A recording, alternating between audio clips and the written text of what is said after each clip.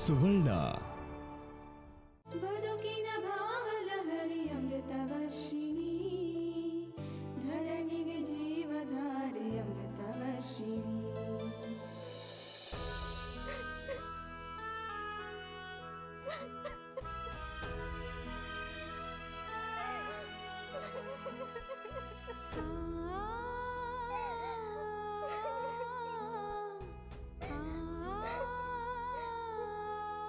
ನನಗೆ ಗೊತ್ತಿಲ್ಲದೆ ಏನೇನೋ ನಡೀತಿದೆ. ನನ್ನ ಗಂಡನ ಬಗ್ಗೆ ನನಗೆ ಗೊತ್ತಿಲ್ದಿರೋ ವಿಷಯಗಳು ಚಿಕ್ಕಮ್ಮಂಗೆ ವರ್ಷಕ್ಕಂಗೆ ಗೊತ್ತಿದೆ. ನಾನು ಯಾಕೆ ಹೀಗಾದೆ?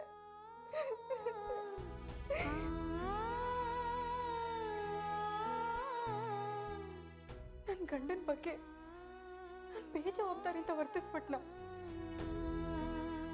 ಈ ಕೆಲಸ, ಮಗು, ಇದೆಲ್ಲದ್ರ ಮಧ್ಯೆ ಅವ್ರ ಕಷ್ಟ ಸುಖ ವಿಚಾರಿಸೋದನ್ನೇ ಮರ್ತ್ಬಿಟ್ಟ.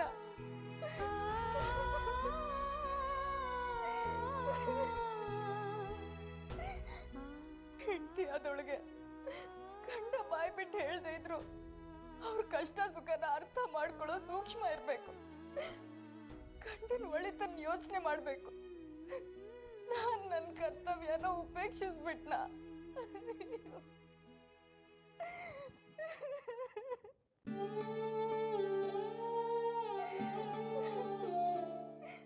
ನಾನವ್ರ ಹೆಂಡತಿ. ನನಗೆ ಗೊತ್ತಿಲ್ದಿರೋ ವಿಷಯಗಳು ಬೇರೆಯವ್ರಿಗೆ ಗೊತ್ತಿದೆ ಅಂದ್ರೆ ಏನ್ ಅರ್ಥ? ನಾನು ಅವ್ರಿಗೆ ತಕ್ಕ ಹೆಂಡತಿ ಅಲ್ಲ ಅಂತ ಅನ್ಸಲ್ವಾ? ಅಯ್ಯೋ ದೇವ್ರೆ, ನನ್ನಿಂದ ಎಂತ ಚಾತುರ್ಯ ಆಗೋಯ್ತು. ನಾನು ಯಾಕೆ ಅವ್ರನ್ನ ಅರ್ಥ ಮಾಡ್ಕೊಳ್ಳಿಲ್ಲ? ಯಾಕೆ?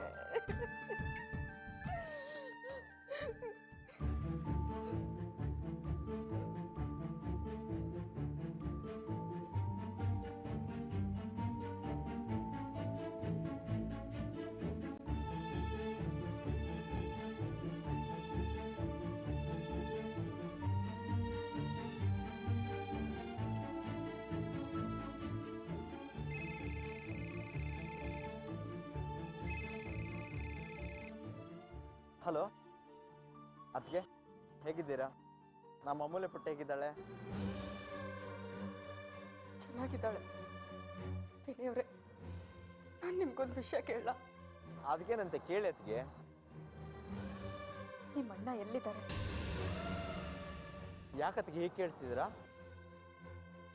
ಯಾಕಾದ್ರೂ ಇರ್ಲಿ, ಅವ್ರು ಎಲ್ಲಿದ್ದಾರೆ, ಏನ್ ಮಾಡ್ತಿದ್ದಾರೆ? ಅವ್ರ ಹಬ್ಬಕ್ಕೂ ಬರಲ್ಲ ಅಂತ ನೀವೇ ತಾನೇ ಹೇಳಿದ್ದು. ಹಾಗೇನಿಲ್ಲ ಅದಕ್ಕೆ, ಬರ್ತಾನೆ ಬಿಡಿ. ಅಣ್ಣ ಮಾಮೂಲು ಬಿಸ್ನೆಸ್ ಟ್ರಿಪ್ಪಲ್ಲಿ ಇದ್ದಾನೆ. ವ್ಯವಹಾರದ ಓಡಾಟದಲ್ಲಿದ್ದಾರೋ ಇಲ್ಲ ವ್ಯವಹಾರದಲ್ಲಿ ನಷ್ಟ ಮಾಡಿಕೊಂಡು ಸಾಲ ಮಾಡಿಕೊಂಡು ತಲೆ ಮರೆಸ್ಕೊಂಡು ಓಡೋಗಿದ್ದಾರೋ?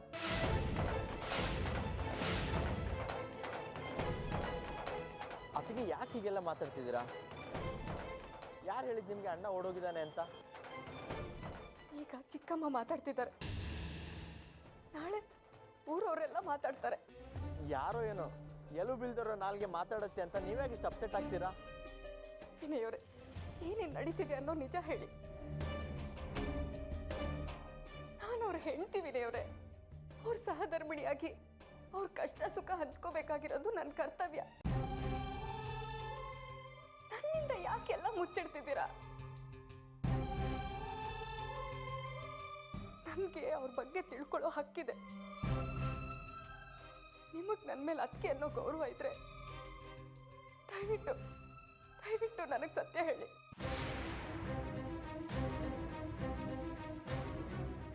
ಸಮಾಧಾನ ಮಾಡ್ಕೊಳ್ಳಿ. ಅದಕ್ಕೆ ಅಂಥದ್ದೇನಾಗಿಲ್ಲ. ಬಿಸ್ನೆಸ್ಸಲ್ಲಿ ಲಾಸ್ ಆಗಿದ್ದು ನಿಜ. ಇದಕ್ಕೆಲ್ಲ ಕಾರಣ ಜಯದೇವ್. ಅಣ್ಣ ಅವನ ಬಣ್ಣ ಬಯಲು ಮಾಡ್ದ ಅಂತ ಜಯದೇವ್ ನಮ್ಮ ಬಿಸ್ನೆಸ್ಗೆ ತೊಡರುಗಾಲಾಗಿದ್ದಾನೆ. ಅವನನ್ನ ಮಟ್ಟ ಹಾಕೋ ತನಕ ನಮ್ಗೆ ಉಳಿಗಾಲ ಇಲ್ಲ. ಅದಕ್ಕೆ ಅಣ್ಣ ಯಾರಿಗೂ ಸುಳಿವು ಕೊಡದೆ ಕೆಲವು ಡಾಕ್ಯುಮೆಂಟ್ಸ್ ತರಕ್ಕೆ ಹೋಗಿದ್ದಾನೆ ಅಷ್ಟೇ.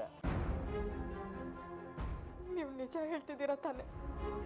ಅಮೂಲ್ಯನ ಮೇಲೆ ಪ್ರಮಾಣ ಮಾಡಿ ಹೇಳಿ. ಅಯ್ಯಯ್ಯೋ, ಇಂಥ ಸಣ್ಣ ಪುಟ್ಟ ವಿಷಯಕ್ಕೆ ಆಣೆ ಪ್ರಮಾಣ ಎಲ್ಲ ಯಾಕೆ? ಅದಕ್ಕೆ ನೀವೇನು ಯೋಚನೆ ಮಾಡಬೇಡಿ. ನಾನು ಅಣ್ಣಗೆ ಫೋನ್ ಮಾಡಿ ಮಾತಾಡೋಕ್ಕೆ ಹೇಳ್ತೀನಿ. ನೀವು ಆರಾಮಾಗಿರಿ.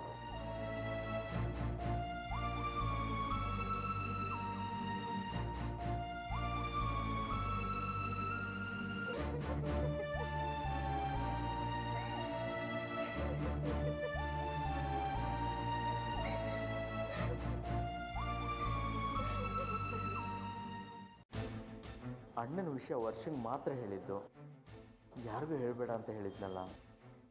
ಈ ವಿಷಯ ಅತ್ತಿಗೆ ಹೇಗೆ ಗೊತ್ತಾಯ್ತು?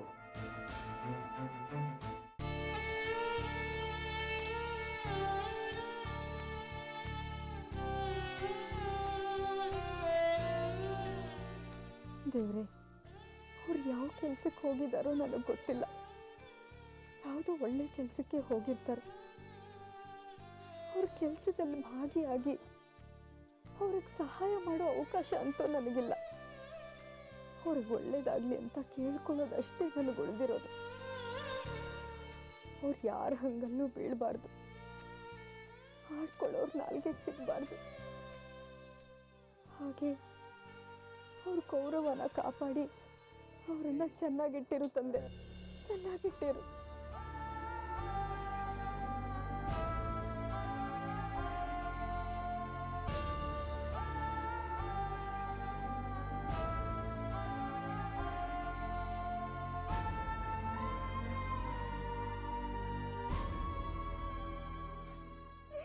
ಅಮ್ಮ ಯಾಕೆ ಅಳ್ತಿದ್ಯಾ? ಇಲ್ಲ ಅಮೂಲ್ಯ, ನಾನು ಅಳ್ತಿಲ್ಲ. ನಂಗೆ ಗೊತ್ತು, ಅಜ್ಜಿ ಬೈದ್ರು ಅಂತ ತಾನೇ ನೀನು ಅಳ್ತಿರೋದು. ಇಲ್ಲ ಅಮೂಲ್ಯ, ಹಾಗೇನೂ ಇಲ್ಲ. ಅಮ್ಮ, ಸಾಲ ಅಂದ್ರೆ ಏನು? ಯಾಕೆ ಕೇಳ್ತಿದ್ಯಾ?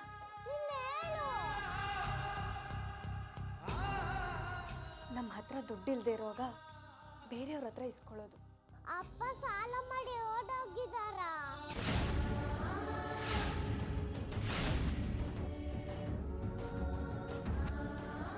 ಇಲ್ಲ ಕಂದ, ನಿಮ್ಮಪ್ಪ ಅಂತವ್ರಲ್ಲ. ಅವ್ರು ಯಾರ ಹತ್ರನೂ ಸಾಲನೂ ಮಾಡಿಲ್ಲ, ಓಡು ಹೋಗಿಲ್ಲ. ಮತ್ತೆ ಅಜ್ಜಿ ಯಾಕೆ ಹಾಗೆ ಹೇಳ್ತಾರೆ? ಅವ್ರಿಗೆ ತಪ್ಪು ತಿಳುವಳಿಕೆ ಆಗಿದೆ. ನಿಮ್ಮಪ್ಪ ತುಂಬಾ ಒಳ್ಳೆಯವರು ಪುಟ್ಟ. ಅಜ್ಜಿ ಕೆಟ್ಟಳು ಸುಳ್ಳು ಹೇಳ್ತಾರಲ್ವಾ? ಇಲ್ಲ ಅಮೂಲ್ಯ, ಯಾರೂ ಕೆಟ್ಟವರಲ್ಲ, ಅಜ್ಜಿನೂ ಕೆಟ್ಟವರಲ್ಲ. ನೋಡು, ನೀನೀಗ ಜಾಸ್ತಿ ಪ್ರಶ್ನೆ ಕೇಳಬೇಡ, ನಡಿ ತಿಂಡಿ ತಿನ್ನುವಂತೆ ಬಾ.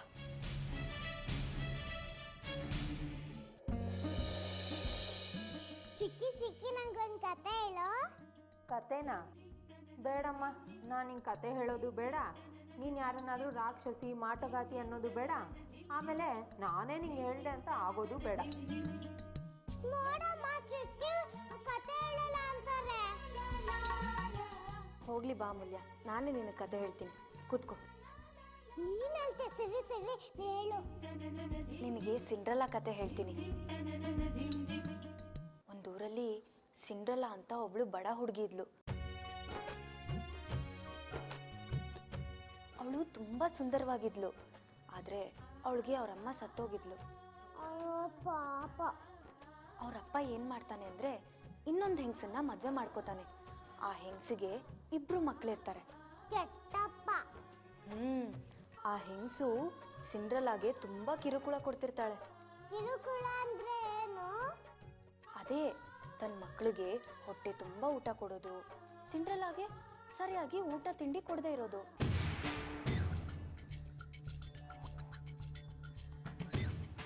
ತನ್ನ ಮಕ್ಳಿಗೆ ಒಳ್ಳೆ ಬಟ್ಟೆ ಕೊಡ್ಸೋದು, ಸಿಂಡ್ರಲಾಗೆ ಹಳೇ ಹರಕ್ಲು ಬಟ್ಟೆ ಕೊಡೋದು.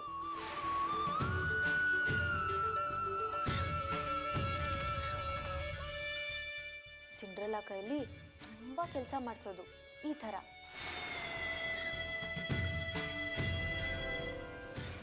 ಸಿಂಡ್ರೆಲಾಗೆ ಬೇಜಾರಾಗಿಲ್ವಾ?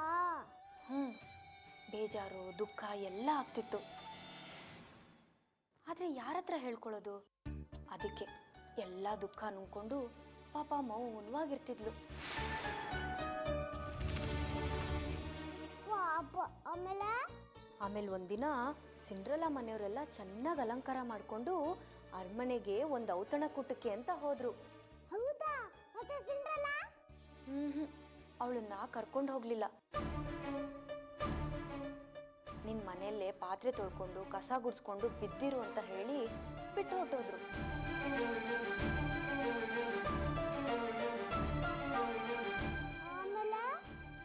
ಆಮೇಲೆ ಸಿಂಡ್ರೆಲಾ ಒಬ್ಳೆ ಮನೆಯಲ್ಲಿ ಬೇಜಾರು ಮಾಡ್ಕೊಂಡು ಸಪ್ಪೆ ಮುಖ ಹಾಕೊಂಡು ಕೂತಿದ್ಲು.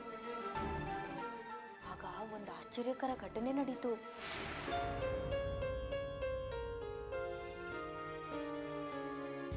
ಒಂದು ಅಪೂರ್ವವಾದ ಹೊಳೆಯೋ ಬೆಳಕು ಬಂತು. ಅದರಿಂದ ಒಬ್ಳು ದೇವತೆ ಸಿಂಡ್ರೆಲಾ ಮುಂದೆ ಪ್ರತ್ಯಕ್ಷ ಆದ್ಲು.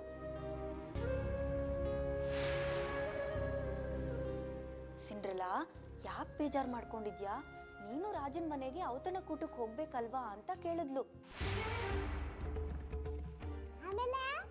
ನಾನು ಚಿಂದಿ ಬಟ್ಟೆ ಹಾಕೊಂಡಿದ್ದೀನಿ, ನಾನು ಹೇಗೆ ರಾಜನ್ ಮನೆಗೆ ಹೋಗಕ್ಕಾಗುತ್ತೆ ಅಂತ ಸಿಂಡ್ರೆಲಾ ಕೇಳಿದ್ಲು. ನೋಡ್ತಿದ್ದಾಗೆ ಆ ದೇವತೆ ಸಿಂಡ್ರೆಲಾನ ಒಂದು ಸುಂದರವಾದ ರಾಜ್ಕುಮಾರಿ ತರ ಮಾಡ್ಬಿಟ್ಲು.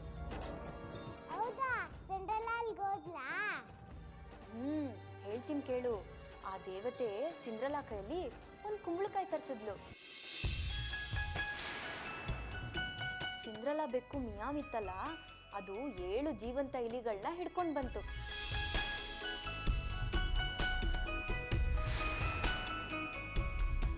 ದೇವತೆ ಛೂ ಮಂತ್ರ ಮಾಡಿ ಆ ಕುಂಬಳಕಾಯಿ ಹೋಳನ್ನ ರಥ ಮಾಡ್ಬಿಟ್ಲು.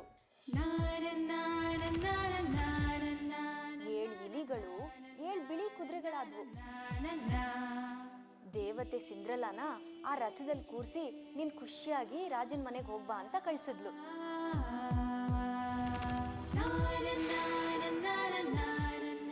ಹೋಗಕ್ ಮುಂಚೆ ಒಂದ್ ಎಚ್ಚರಿಕೆ ಕೊಟ್ಟಿದ್ಲು. ಬದುಕಿನ ಭಾವಲಹರಿ ಅಮೃತವರ್ಷಿಣಿ. ನೀನ್ 12 ಗಂಟೆ ಹೊಡೆಯೋಕ್ ಮುಂಚೆ ವಾಪಸ್ ಬಂದ್ಬಿಡು, ಇಲ್ಲ ಅಂದ್ರೆ ನಿನ್ ನಿಜ ರೂಪ ಎಲ್ರಿಗೂ ಗೊತ್ತಾಗ್ಬಿಡುತ್ತೆ ಅಂತ.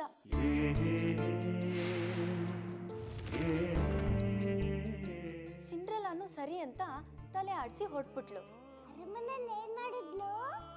ಅರಮನೆಯಲ್ಲಿ ರಾಜನ್ ಜೊತೆ ನಾಟ್ಯ ಮಾಡಿದ್ಲು, ಖುಷಿಯಾಗಿ ಕುಣಿದ್ ಕುಪ್ಪಳಿಸಿದ್ಲು.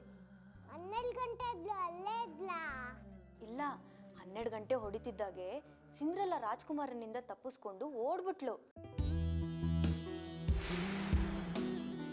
ಆಗ ರಾಜ್ಕುಮಾರನು ಅವಳ ಹಿಂದೆ ಓಡ್ ಬಂದ.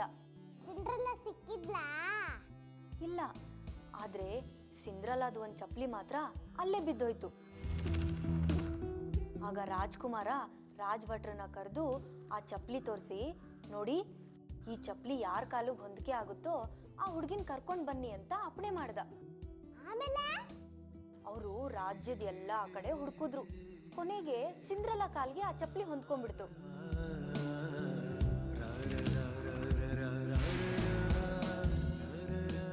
ಆದ್ರೆ ಸಿಂಡ್ರೆಲಾ ಚಿಕ್ಕಮ್ಮ ಇದ್ದಾಳಲ್ಲ, ಅವಳು ನನ್ನ ಮಕ್ಕಳಲ್ಲೇ ಒಬ್ರನ್ನ ರಾಜ್ಕುಮಾರ ಮದ್ವೆ ಆಗ್ಬೇಕು ಅಂತ ಹಠ ಮಾಡಿದ್ಲು.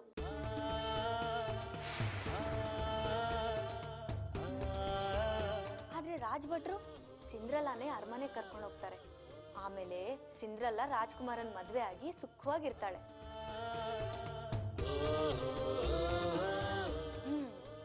ಇದರಿಂದ ಏನ್ ಗೊತ್ತಾಗುತ್ತಪ್ಪ ಅಂದ್ರೆ, ಬಡವರಾಗಿದ್ರು ಅವ್ರು ಒಳ್ಳೆಯವರಾಗಿದ್ರೆ ಒಂದಲ್ಲ ಒಂದ್ ದಿವ್ಸ ಅವ್ರಿಗೆ ಒಳ್ಳೆ ದಿವ್ಸ ಬಂದೇ ಬರುತ್ತೆ ಅಂತ.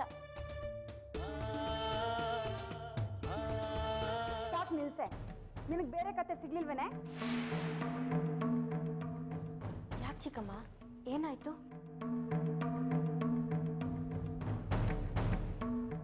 ಅಲ್ವೇ, ನಮ್ಮನೆಗೆ ಬಂದು ಬೇಕು ಬೇಕು ಅಂತಾನೆ ಈ ಕತೆನ ಯಾಕೆ ಮಗುಗೆ ಹೇಳ್ಬೇಕು? ಇವಳಿಗೆ ಬಡತನ ಕಷ್ಟ ಅಂದ್ರೆ ಏನು ಅಂತಾನೆ ಗೊತ್ತಿಲ್ಲ. ಆದ್ರೆ ತಿಳುವಳಿಕೆ ಬರ್ಲಿ ಅಂತ ಹೇಳ್ದೆ ಅಷ್ಟೇ ಚಿಕ್ಕಮ್ಮ. ಕಷ್ಟ ಬಡತನಕ್ಕೆ ನಮ್ಮ ಮನೆ ತೋರಿಸಿದ್ರೆ ಸಾಲ್ದ? ಆ ಸಿಂಡ್ರೆಲಾ ಕತೆನೇ ಬೇಕಾ?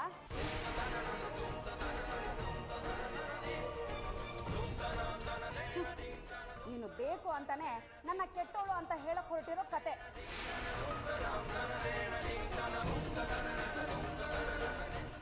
ಚಿಕ್ಕಮ್ಮ ಮಾತಾಡ್ಬೇಡ ನೀನು. ನನಗೆ ಅಷ್ಟು ಅರ್ಥ ಆಗದಿರೋ ಗುಗ್ಗು ಅನ್ಕೊಂಡಿದ್ಯಾ ನೀನು? ನೀನು ಸಿಂಡ್ರೆಲಾ ರಾಜ್ಕುಮಾರಿ, ನಾನು ಆ ಮಲತಾಯಿ. ನಿನಗೆ ಕಿರುಕುಳ ಕೊಟ್ಟಿದ್ದವಳು ನಾನು. ನಮ್ಮ ವರ್ಷ ಅಂತ ತಾನೆ ನೀನು ಇವಳಿಗೆ ಹೇಳ ಕೊಟ್ಟಿರೋದು? ಇಲ್ಲ ಚಿಕ್ಕಮ್ಮ, ಆ ಥರ ಯಾವ ಕಹಿ ಘಟನೆನೂ ನನ್ನ ಮನಸ್ಸಲ್ಲಿಲ್ಲ. ಬಾಯಲ್ಲಿ ಹೇಳ್ಬಿಟ್ರೆ ಆಯ್ತಾ? ಈ ಕತೆ ನಿಲ್ಲ ಹೇಳ್ತಿದ್ಯಾ ಅಂದರೆ ಇದಕ್ಕೆ ಇನ್ನೇನು ಅರ್ಥ ಇರುತ್ತೆ? ನಿನ್ನ ಎಷ್ಟು ಪ್ರೀತಿ ಅಕ್ಕರೆಯಿಂದ ಬೆಳೆಸ್ದೆ. ಅಪ್ಪ ಅಮ್ಮ ಇಲ್ಲದೇ ಇರೋ ಹುಡುಗಿ ಅಂತ ಹೆತ್ತ ಮಗಳಿಗಿಂತ ಒಂದ್ ಕೈ ಹೆಚ್ಚಾಗೆ ನೋಡ್ಕೊಂಡೆ.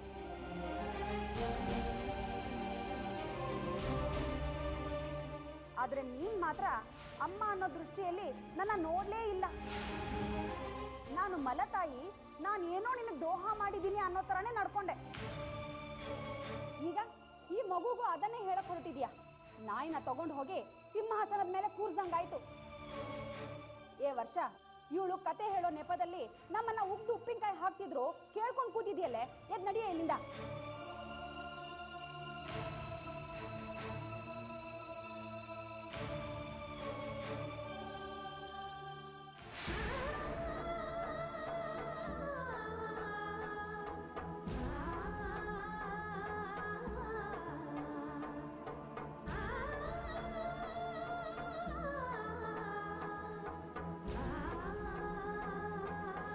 ಬದುಕಿನ ಭಾವಲಹರಿ ಅಮೃತವರ್ಷಿಣಿ.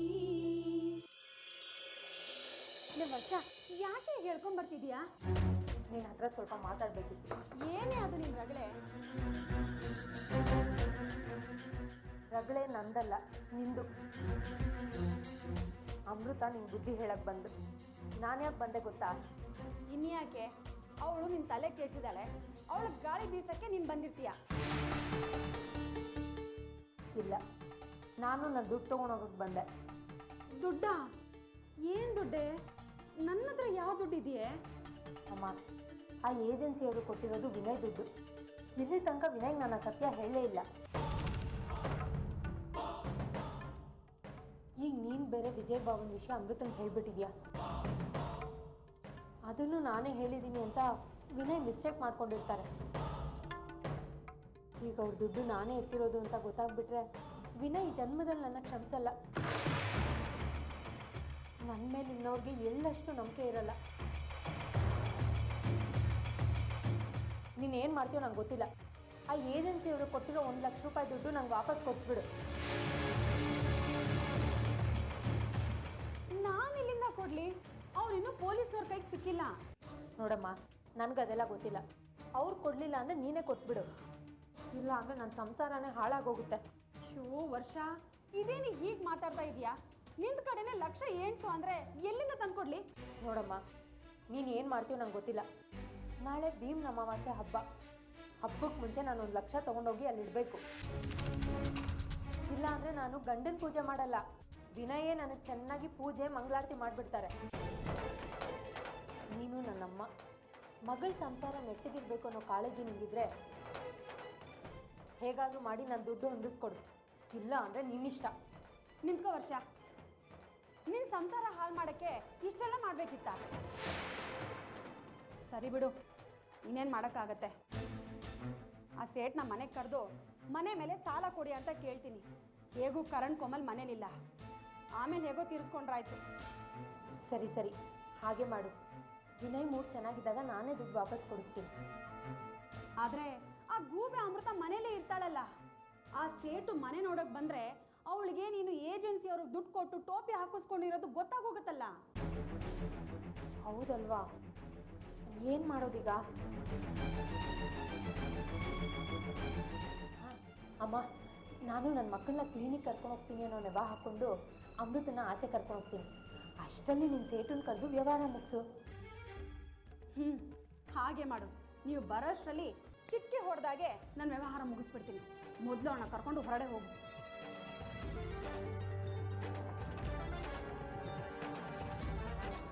ಅಮೃತ, ಅಮೃತ.